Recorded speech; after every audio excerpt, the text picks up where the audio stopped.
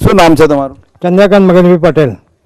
આપણે જે ચરામાં લીલું હાઇડ્રોપોનિક ઘાસ થાય છે મકાઈનું, એ તમે લાવો છો? હા, 20 કિલો લાવું છું. કેટલું ખવડાવો છો ગાયને? 20 કિલો. આ 20 કિલો ઘાસ ખવડાવવાથી દૂધમાં કોઈ વધારો થયો? એક ટાઈમ 1 લીટર દૂધ વધે. અને ફેટના ટકામાં કંઈ ફેર પડ્યો? 1% ફેટ વધારે આવે. અને આ ઘાસ જાનવરને ખવડાવવાથી દાણમાં કેટલું કંઈ ઓછું બધું કર્યું છે, ઘટાડ્યું છે તમે? 1 કિલો દાણો ઓછું મૂકીએ તો ચાલે.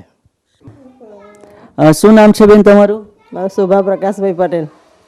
આપણે જે અહીંયા સામરખા ગામમાં જે ચરામાં હાઇડ્રોપોનિક્સ ઘાસ જે મકાઈનું ઉગાડવામાં આવે છે એ તમે લાવો છો? હા, લાવીએ છીએ. દરરોજ કેટલું ઘાસ લાવો છો? 20 કિલો.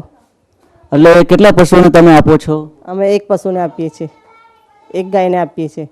હવે આ જે તમે એક ગાયને 20 કિલો હાઇડ્રોપોનિક્સનું ઘાસ આપો છો તો એમાંથી એના હિસાબે તમારે જે દાણ આપો છો, કયું દાણ આપો છો તમે? અમૂલ દાણ આપીએ છીએ. તો એ અમૂલ દાણનો દરરોજમાં તમે કેટલો ઘટાડો કે કંઈ કર્યો છે? હા, 1.5-2 કિલો ઓછું આપીએ અમે દાણ. એનાથી ઓછું આપીએ એટલે અમે જ્યાં દાણ આપીએ એટલે મકાઈ ખાય એટલે દાણ ઓછું જ આપવું પડે.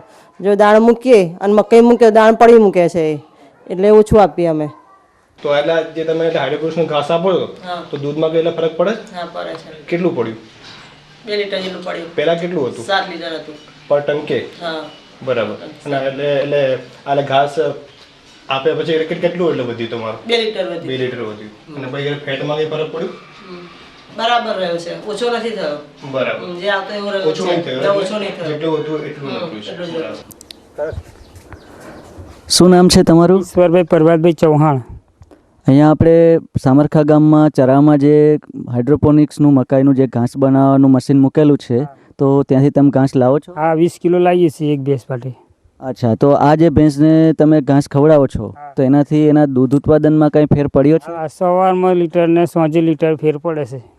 અને એના જે ફેટના ટકામાં કંઈ ફેર પડે છે? 2% ફેટ પડે છે. અચ્છા, તો હવે તમે એને જે દાણ આપો છો શું અત્યારે કયું દાણ ખવડાવો છો? કપાસ ખોર ને મકાઈ ખોર.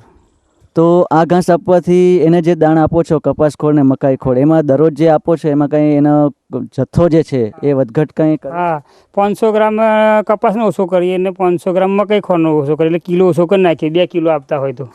અચ્છા, અને એને હિસાબે દૂધમાં તો વધારો થયો જ છે સાથે. અચ્છા, ઘણીવાર એવું બને કે કોઈક વાર ના મળે તો કંઈ તકલીફ ઘટ થઈ જાય, ઘટ પડે. હા, ઘટ પડે. શું નામ છે તમારું? હિંમતભાઈ શંકરભાઈ ચૌહાણ. અચ્છા, તમે અહીંયા સામરખા ગામમાં આપણે જે મકાઈનું હાઇડ્રોપોનિક્સનું ઘાસ ચરામાં બને છે એ લાવો છો? હા, લાવીએ છીએ. કેટલું લાવો છો દરરોજનું? 40 કિલો. તો આ 40 કિલો ઘાસ તમે કેટલા પશુઓને આપો છો? 2 પશુ. શું છે તમારી પાસે, ગાય કે ભેંસ? ભેંસો. 2 ભેંસો છે. હા. અચ્છા, તો આ જે હાઇડ્રોપોનિક્સનું ઘાસ ખવડાવો છો એનાથી દૂધમાં શું તફાવત છે એના ઉત્પાદનમાં? હા, દૂધમાં વધારો થાય. કેટલો? એ દિવસનો 2 લીટરનો વધારો થાય છે. એક ભેંસ દીઠ? એક ભેંસ દીઠ. એટલે એક ભેંસ દીઠ 2 લીટર જેવું દૂધ વધે છે. તો અને ફેટમાં કંઈ ફેર પડે છે? હા, ફેટમાં ફેર પડે. શું થાય છે? ફેટ વધારે આવે.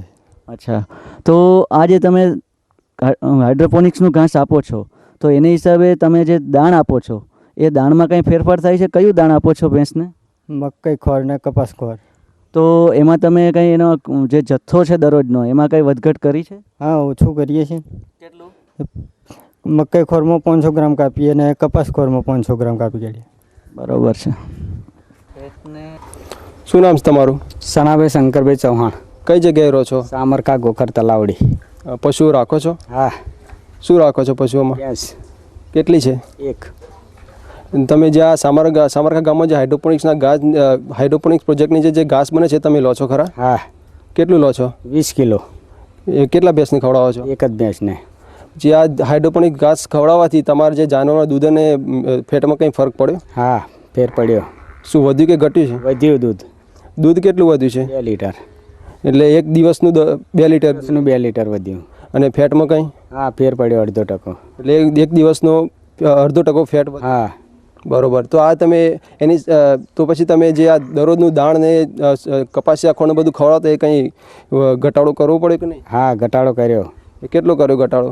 કપાસ ખોર 500 ગ્રામ ઓછો કર્યો અને મકાઈ ખોર ઓછો કર્યો એટલે કે તમે આ ઘાસચારો જે લો છો એના કારણે તમારે 500 ગ્રામ કપાસ ખોળ અને મકાઈ ખોળ ઓછું કરવું પડે. ઓછો કર્યો. હા બરોબર.